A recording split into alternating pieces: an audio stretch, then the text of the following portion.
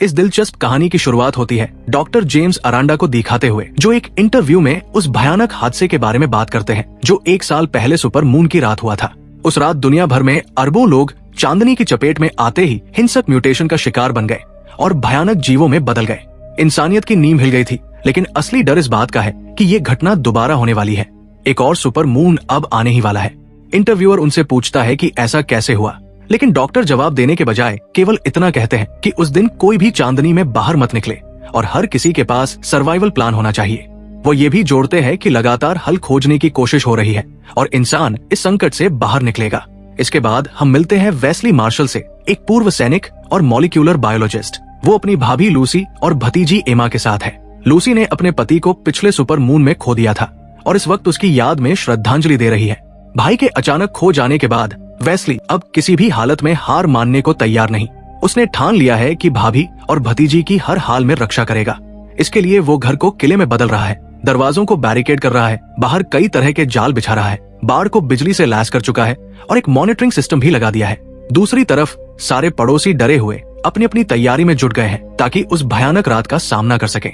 उसी दौरान लूसी की पड़ोसन रीगन दरवाजे पर दस्तक देती है और एमा के लिए कैंडी छोड़ जाती है। जाते जाते लूसी भी उसे कुछ जरूरी सामान थमा देती है और कहती है कि अपना ख्याल रखना।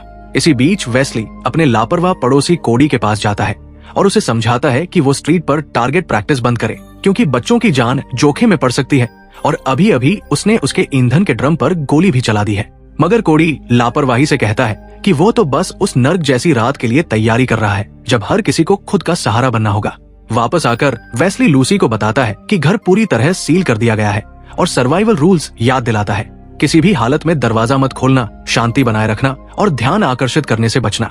वो लूसी से कहता है कि अगर कभी हालात बिगड़े तो खुद को या एमा को बचाने के लिए बिना झिझक किसी पर भी गोली चला दे, चाहे सामने कोई भी क्यों न हो। इसके बाद वेस्ली अपनी भतीजी से विदा लेता है और समझाता है कि वो उनके साथ नहीं रह पाएगा, लेकिन भरोसा दिलाता है कि घर के अंदर कुछ भी घुसकर उन्हें चोट नहीं पहुंचा पाएगा। कमरे में अकेले वो रुकने को लेकर झिझकता है, लेकिन लूसी याद दिलाती है कि वैज्ञानिकों को उसकी जरूरत है। यही सोचकर वो जाने का फैसला करता है और लड़कियों को भीतर बंद करके निकल पड़ता है। सड़कों पर इस बीच अफरातफरी मची है। हर कोई सुरक्षित जगह पहुंचने की भागदौड़ में लगा है। दूसरी ओर एक प्रेस कॉन्फ्रेंस में वैज्ञानिक और सैन्य अधिकारी इकट्ठा होते हैं। डॉक्टर जेम्स उस टीम का परिचय कराते हैं जो इस दानवी मुसीबत का इलाज खोजने के लिए जी जान से मेहनत कर रही है और उसी टीम का अहम हिस्सा वेस्ली भी है। डॉक्टर बताते हैं कि उनकी टीम ने मॉन्सरेन नामक सीरम विकसित किया है जो मानव डीएनए के साथ मिलकर सुपर मून के प्रभाव को रोकने की क्षमता रखता है। वो ये भी कहते हैं कि आज की रात इस बीमारी की स्थायी दवा खोजने के लिए निर्णायक साबित होगी। अंत में सबको शुभकामनाएं देते हैं। उसी सुविधा केंद्र के अंदर वैज्ञानिक और सैन्य अधिकारी स्वयं सेवकों को टेस्ट सब्जेक्ट के रूप में आगे लाते हैं। उन्हें सीरम देकर उस रात की चांदनी में परखा जाना है ताकि पता चल सके कि ये वास्तव में काम करता है या नहीं। उन्हीं में से एक है माइल्स, वैज्ञानिक एमी का पति। उसे मजबूत जंजीरों से जकड़कर एक विशाल पिंजरे में बंद कर दिया जाता है। सूरज ढलते ही पूरी आबादी डर के साए में काउंटडाउन शुरू कर देती है। वेस्ली और उसकी टीम के बाकी सदस्य खास सूट पहनते हैं ताकि सुपर मून की रोशनी से होने वाले म्यूटेशन से बचे रहें और टेस्ट सब्जेक्ट्स के पास पहुंचते हैं। माइल्स के अलावा वहां एक महिला और 2 पुरुष भी मौजूद हैं। जैसे जैसे काउंटडाउन खत्म होता है, वैज्ञानिक पूरी तैयारी में जुट जाते हैं। तभी महिला घबरा जाती है, कहती है कि उसने अपना इरादा बदल लिया है और अब बाहर जाना चाहती है, लेकिन देर हो चुकी है। अचानक टेस्टिंग शेड की छत खुलती है और आकाश में पूरा चांद झलक उठता है। पल बेहद तनावपूर्ण हो जाता है, मगर हैरानी की बात ये होती है कि किसी भी स्वयं सेवक का रूपांतरण नहीं होता। इससे लगता है कि सीरम सफल रहा है। वैज्ञानिकों के चेहरों पर राहत और उत्साह लौट आता है और वे अगले चरण की तैयारी करने लगते हैं। उधर लूसी की गली में एक काली परछाई तेजी से गुजरती है, जिससे कोडी और लूसी दोनों सतर्क हो जाते हैं। घरों की बत्तियां झपकने लगती है और माहौल और भी डरावना हो उठता है। लूसी मॉनिटर पर नजर डालती है, मगर सब सामान्य दिखाई देता है। वही रीगन अपने घर पर माँ को पुकारती है, लेकिन कोई जवाब नहीं मिलता। अचानक उसकी सांसें तेज होने लगती है और घबराहट में वो पीछे मुड़ती है, जहाँ एक दैत्याकार परछाई हमला करने को तैयार खड़ी होती है। इस बीच टेस्टिंग विंग में डॉक्टर जेम्स स्वयं सेवकों के बीच आते हैं और वेस्ली उन्हें दिखाता है कि सीरम ने कैसे म्यूटेशन को रोका है। वेस्ली कहता है कि ये म्यूटेशन शायद किसी तरह की सुप्त रक्षा प्रतिक्रिया है जिसे सुपर मून सक्रिय कर देता है। जेम्स पूछते हैं कि ये सब अभी क्यों शुरू हुआ, लेकिन वेस्ली के पास उस सवाल का जवाब नहीं। लेकिन तभी अचानक माइल्स के शरीर में कुछ अजीब होने लगता है और उसका रूपांतरण शुरू हो जाता है। डॉक्टर जेम्स तुरंत आदेश देते हैं कि उस पर सीरम छिड़का जाए, मगर माइल्स, जिसकी एक बाह पर पहले ही फर उग चुका होता है, मशीन को पकड़कर दूर फेंक देता है। देखते ही देखते माहौल अराजक हो जाता है और बाकी तीनों स्वयंसेवक भी बदलने लगते हैं। पूरी सुविधा का सिस्टम गड़बड़ा जाता है और एमी लगातार चिल्लाती है कि छत तुरंत बंद करो, लेकिन बिजली फेल होने से ऐसा करना संभव नहीं। जब चारों तरफ हाहाकार मच जाता है और स्वयंसेवक दैत्याकार जीवों में बदल जाते हैं, वेस्ली समझ जाता है कि माइल्स पूरी तरह एक्सपोज हो चुका है और अब उसका रूपांतरण रोकना नामुमकिन है। वो ट्रैंक्विलाइजर देने की कोशिश करता है, मगर बेअसर साबित होता है। माइल्स पूरी तरह से म्यूटेट होकर एक वैज्ञानिक पर हमला करता है और फिर भाग निकलता है। इस अराजकता के बीच वेस्ली घायल साथी को उठाकर सुरक्षित जगह ले जाने की कोशिश करता है, लेकिन एक और वैज्ञानिक घबराहट में इधर उधर गोलियां चलाने लगता है। नतीजा ये होता है कि वो गलती से एक और पिंजरे में बंद दैत्य को आजाद कर देता है। पिंजरों से छूटे वेयरवुल्फ अंदर ही अंदर वैज्ञानिकों का सफाया कर देते हैं, यहाँ तक कि वही वैज्ञानिक भी मारा जाता है जो गोलियां चला रहा था। कुछ वैज्ञानिकों को सेना के जवान बाहर निकालने की कोशिश कर रहे हैं, जबकि एमी भागते भागते वेस्ली और उसके घायल साथी से टकरा जाती है। तभी कॉरिडोर से एक भयंकर गर्जना सुनाई देती है और वे रास्ता बदलकर एक और कमरे में घुस जाते हैं। दरवाजा बंद करने में वे किसी तरह कामयाब होते हैं, जबकि दैत्य ठीक पीछे तक पहुंच चुका होता है। उधर लूसी कैमरों पर दैत्याकार हलचल देखकर सिहर उठती है। कोडी पहले से तैयार बैठा है और पेड़ पर दिखे एक जीव पर निशाना साधकर गोलियां चलाने लगता है। इस बीच वेस्ली का घायल साथी दम तोड़ देता है। एमी कहती है कि उन्हें यही रुकना चाहिए जब तक मदद न आ जाए, लेकिन वेस्ली साफ कह देता है कि मदद आने वाली नहीं और अगर वे रुके तो मर जाएंगे। एमी याद दिलाती है कि बाहर निकलने का मतलब चांदनी में आना है और तब वे भी राक्षस बन जाएंगे। वेस्ली जवाब देता है कि वे सीरम का इस्तेमाल करके इसे रोक सकते हैं। कोडी अब भी बाहर पर नजर गड़ाए बैठा होता है कि अचानक खिड़की तोड़कर एक भारी भरकम फ्रीजर उसके ऊपर आ गिरता है और वो दूर जा पटकता है। इससे बुरी बात ये होती है कि वो सीधे चांदनी में आ जाता है और उसका रूपांतरण शुरू हो जाता है। दूसरी ओर वेस्ली और एमी सावधानी से रास्ता बदलते हुए सुविधा केंद्र में आगे बढ़ते हैं। दैत्यों से बचते बचाते एक कमरे तक पहुंचते हैं और जितना संभव हो सके हथियार और सामान इकट्ठा कर लेते हैं। वेस्ली घड़ी सेट कर देता है ताकि सीरम का असर, जो लगभग 1 घंटे तक रहता है, बेकार न जाए, और साफ कहता है कि अगर उनमें से कोई बदल गया तो दूसरा अकेले आगे बढ़े। बाहर निकलते ही उनका सामना रूपांतरित माइल से हो जाता है। वेस्ली गोली चलाने ही वाला होता है कि एमी उसे रोकती है और गैस कंटेनर पर निशाना साधकर विस्फोट करती है, जिससे माइल्स अस्थायी रूप से सुन्न हो जाता है। दोनों किसी तरह भागकर एक कार में बैठते हैं और वहां से निकल पड़ते हैं। वेस्ली का अब एक ही लक्ष्य है, लूसी के घर पहुंचना। रास्ते में वो फोन मिलाकर हालचाल पूछता है। लूसी बताती है कि उसने कैमरों पर देखा कि एक वेयरवुल्फ कोडी के घर में घुस चुका है। तभी अचानक बाहर से कोई उसकी मदद के लिए पुकारता है। ये रीगन है जो चिल्ला रही है और अपने ऊपर एक तिरपाल डाले हुए है, इसलिए उसका रूपांतरण नहीं हुआ। लूसी दहशत में उसे बचाना चाहती है, मगर जानती है कि ये बेहद बड़ा जोखिम है। फोन पर वेस्ली घबराहट में चिल्लाता है कि किसी भी हालत में दरवाजा मत खोलना और नियमों को याद रखो। मगर लूसी अपने पड़ोस की बच्ची को इतनी असुरक्षित हालत में देखकर खुद को रोक नहीं पाती। वो कैमरे के साउंड सिस्टम से रीगन को कहती है कि शांत रहो, लेकिन देर हो चुकी होती है। एक दैत्याकार जीव अचानक उस पर झपट पड़ता है और उसे घसीट ले जाता है। इसी बीच वेस्ली और एमी की कार के सामने एक बस आ जाती है और टक्कर टलना नामुमकिन हो जाता है। कनेक्शन टूटने के बाद लूसी देखती है कि बाहर उसका दोस्त किस क्रूरता से वेयरवुल्फ के हाथों निगल लिया जाता है। बाहर खड़ा वह राक्षस भयानक गर्जना करता है, जिससे लूसी और एमा की रूह कांप उठती है। कार दुर्घटना में वेस्ली और एमी बुरी तरह फंस जाते हैं, लेकिन आग फैलने से पहले किसी तरह बाहर निकल जाते हैं। उधर वेयरवुल्फ बन चुका कोडी रीगन के शव को उठाकर लूसी के घर की इलेक्ट्रिक फेंस पर पटक देता है ताकि उसका सुरक्षा कवच टूट जाए। लूसी एमा को सुरक्षित जगह भेजती है और जब देखती है कि कोडी फेंस के पास मंडरा रहा है तो उसके चेहरे पर पेपर स्प्रे दाग देती है। राक्षस दर्द से चिल्ला उठता है।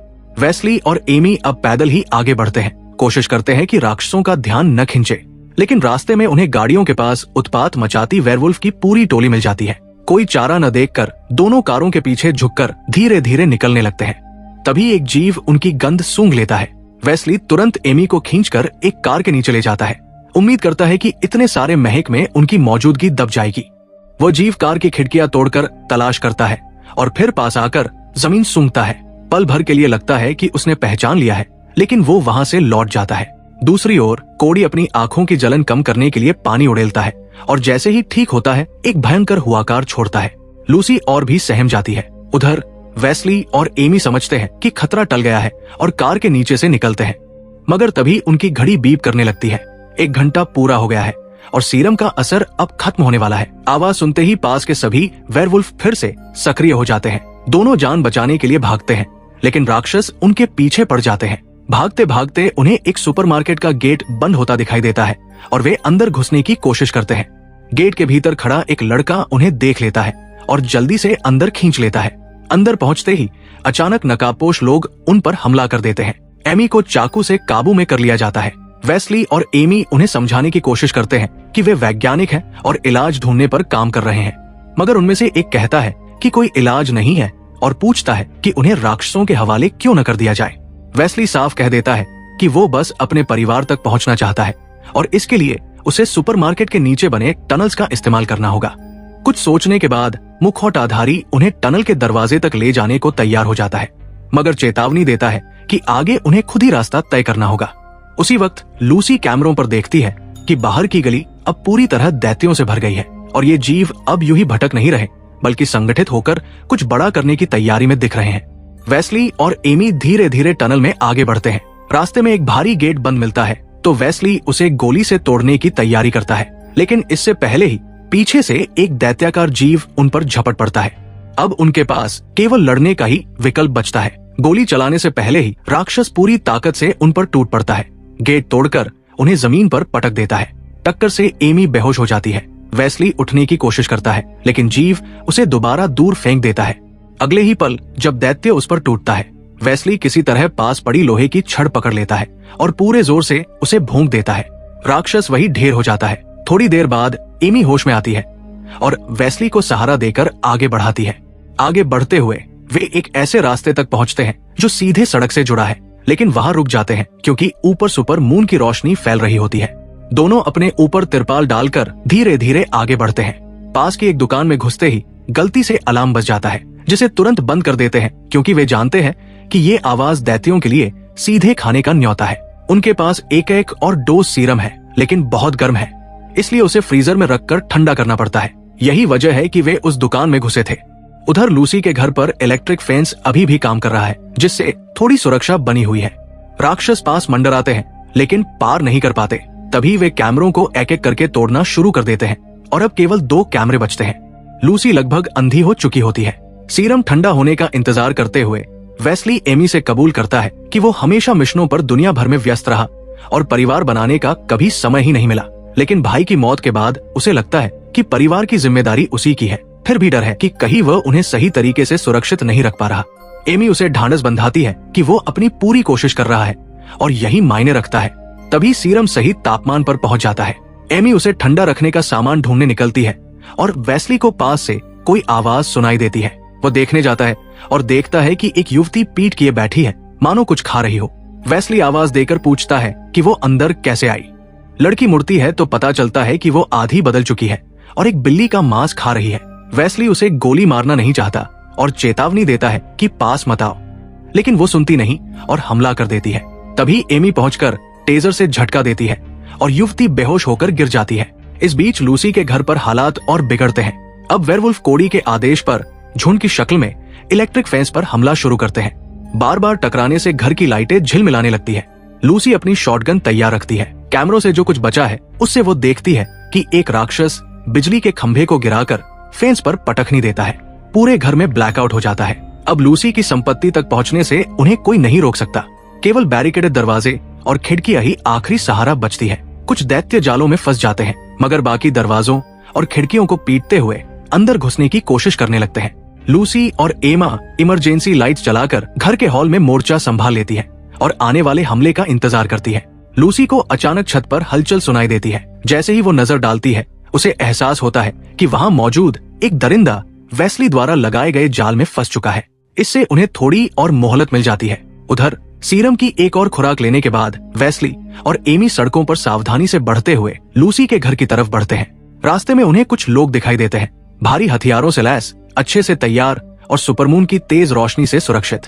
ये लोग दरिंदों के एक झुंड से भिड़ रहे हैं। वेस्ली इसे मौके के तौर पर देखता है कि इसी भिड़ंत के बीच वो अपनी भाभी और भतीजी तक जल्दी पहुंच सकता है। हथियारबंद लोग अस्थायी तौर पर झुंड को पीछे धकेल देते हैं, जैसे ही वेस्ली और एमी सामने आकर उन्हें गोली न चलाने के लिए कहते हैं, साथ ही जोर देकर बताते हैं कि वे सीरम की वजह से सुपरमून की रोशनी से महफूज हैं, फिर भी कोई उन पर भरोसा नहीं करता। तभी अचानक एक वेयरवुल्फ हमला कर देता है और गोलीबारी का नया दौर शुरू हो जाता है। अब वेस्ली और एमी को भी गोलियों और दरिंदों से बचने के लिए पनाह ढूंढनी पड़ती है। हालात बिगड़ते जाते हैं और धीरे धीरे पूरा इलाका और दरिंदों से घिर जाता है। हथियारबंद लोग मारे जाते हैं। एमी को एहसास होता है कि वे पूरी तरह फंस चुके हैं। ऐसे में वो एक खतरनाक विचार रखती है, खुद को चारे की तरह इस्तेमाल करने का। उसका मानना है कि उसकी थ्योरी को टेस्ट करने का यही सही वक्त है। वेस्ली के विरोध करने पर वो उसे समझाती है कि उसे लूसी तक जरूर पहुंचना है और उसे बचाने के लिए यही रास्ता है। वेस्ली भारी मन से कहता है कि वो जिंदा लौट आए। एमी धीरे धीरे आगे बढ़ती है और दरिंदों का ध्यान खींचती है। एक विशालकाय वेयरवुल्फ उसकी ओर कदम बढ़ाता है। पहले वो उसे सूंघता है लेकिन तुरंत हमला नहीं करता। अचानक हल्की सी काट लेता है। एमी हिम्मत करके उस पर दहाड़ मारती है, मानो अपनी ताकत साबित कर रही हो। दरिंदा भी उसी पल उसके चेहरे पर दहाड़ कर जवाब देता है। तभी वेस्ली एक कार के ऊपर से एंटी एयरक्राफ्ट मशीन गन दाग देता है। गोलियों की बौछार से दरिंदे भागने लगते हैं और इधर उधर पनाह ढूंढते हैं। जैसे ही रास्ता साफ होता है, वेस्ली एमी को पुकारता है कि वो भागकर कार में बैठ जाए, लेकिन इससे पहले कि वो कार तक पहुंच सके, एक विशाल पंजा उसे दबोच लेता है और ऊपर की ओर घसीट ले जाता है। वेस्ली उसे देखने की कोशिश करता है।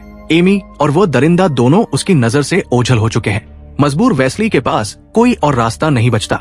उसे लूसी तक पहुंचना ही है, इसलिए वो तेजी से कार आगे बढ़ा देता है। इस बीच लूसी छत की ओर गोलीबारी कर रही है। कुछ दरिंदे मरते हैं, मगर वे लगातार अंदर घुस रहे हैं। गोलियां लगभग खत्म हो चुकी हैं और अब उसके पास बस चाकू और पेपर स्प्रे बचा है। बैरिकेड्स भी कमजोर पड़ रहे हैं।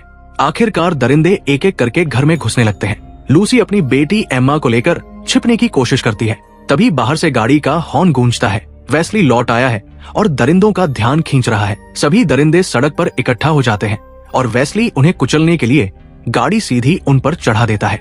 मगर आखिरी पल में कोडी, जो अब पूरी तरह दैत्य बन चुका है, गाड़ी के बोनट पर कूद पड़ता है और वेस्ली की गाड़ी एक घर से टकरा जाती है। लूसी और एम्मा को लगता है कि वे खतरे से बाहर निकल आई है, मगर तभी एक और दरिंदा दीवार तोड़कर उन पर झपटता है। दोनों भागकर दूसरे कमरे में जाते हैं। लूसी एम्मा को जल्दी से अलमारी के अंदर छिपा देती है।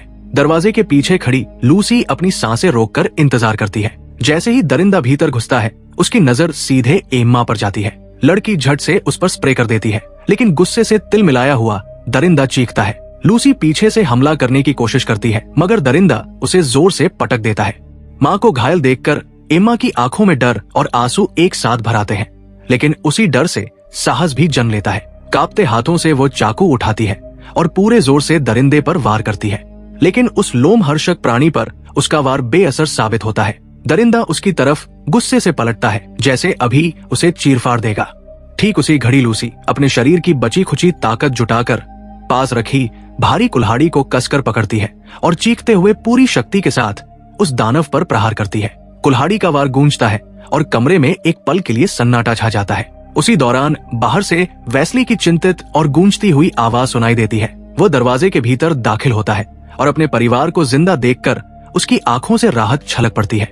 वो दोनों की हालत तुरंत देखता है और आश्वस्त होकर उन्हें अगले हमले के लिए तैयार करता है, क्योंकि बाहर अब भी असली खतरा बाकी है। गाड़ी और दीवार के बीच दबा कोडी धीरे धीरे अपनी पूरी दानवी ताकत लगाकर निकलने की कोशिश कर रहा है। वेस्ली जानता है कि अब उनके पास गोलियां नहीं बची और न ही कोई आसान रास्ता। वो अपने भीतर की आखिरी उम्मीद को थामकर एक खतरनाक फैसला लेता है। वो एम्मा के पास झुककर उसे सीने से लगाता है और कहता है, हमेशा मजबूत रहना, कभी डरना मत, तुम मेरी सबसे बड़ी ताकत हो। फिर वो लूसी को अपनी घड़ी थमाता है, जिसमें सिर्फ 15 मिनट बाकी है, भोर होने तक का समय। दोनों को अंतिम विदाई देता है और दृढ़ कदमों से बाहर निकल पड़ता है। जैसे ही वेस्ली बाहर आता है, सीरम का असर पूरी तरह खत्म हो चुका होता है। उसकी हड्डियां टूटती और मांस फटता हुआ बदलने लगता है।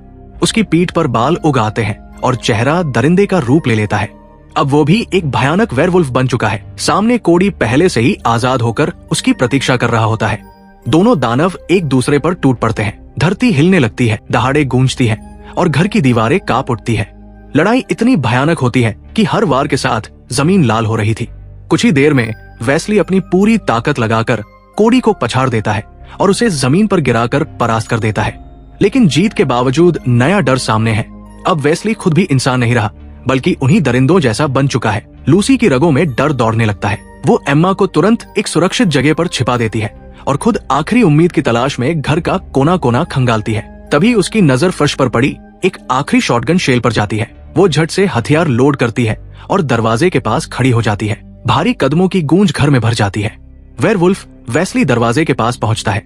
लूसी की सांसें तेज हो जाती है। वो दरवाजे पर टंगी एक पुरानी पारिवारिक तस्वीर उठाकर रोते हुए कहती है, वेस्ली, अगर कहीं तुम अब भी अंदर हो तो हमें चोट मत पहुंचाना। दरिंदा दरवाजा तोड़कर भीतर आता है। उसकी आंखें लाल आग की तरह चमक रही है, लेकिन हमला करने की बजाय वो कुछ पल ठिठकता है, मानो तस्वीर और लूसी की आवाज उसकी आत्मा तक पहुंच रही हो। तभी अचानक वो जोरदार दहाड़ मारता है, जिससे लूसी पीछे गिर जाती है। वो तुरंत शॉटगन उठाती है और ट्रिगर दबाने ही वाली होती है कि उसकी घड़ी बीप करने लगती है। सुबह हो चुकी है। लूसी अंतिम कोशिश के तौर पर खिड़की पर गोली दाग देती है। कांच टूटता है और कमरे में तेज सुनहरी धूप भर जाती है। सूरज की किरणें सीधा वेस्ली के चेहरे पर पड़ती है। उसके शरीर से बाल जलने लगते हैं, हड्डियां वापस जुड़ने लगती है और कुछ ही पलों में उसका दानवी रूप पिघलकर गायब हो जाता है। अब वेस्ली अपने असली इंसानी रूप में लौट आता है, थका हुआ पर जीवित। उसकी आंखों में आंसू है। सामने लूसी और एम्मा को सुरक्षित देखकर वो मुस्कुराता है। परिवार फिर से एक हो जाता है। एक लंबी रात का भयावह सफर सूरज की रोशनी के साथ खत्म होता है और यही इस रोमांचक कहानी का समापन होता है। और ऐसी ही अद्भुत कहानियों के लिए चैनल से जुड़े रहिए।